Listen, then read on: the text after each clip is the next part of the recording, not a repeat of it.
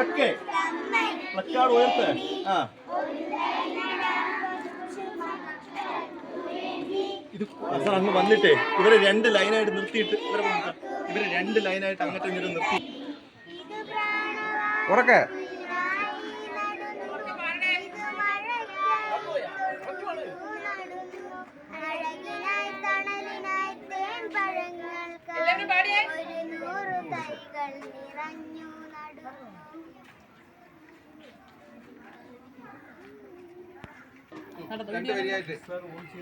രണ്ട് വരിയായിട്ട് ഒരുപോലെ പറന്നു വരും. ഒരുമിച്ച് പോയേ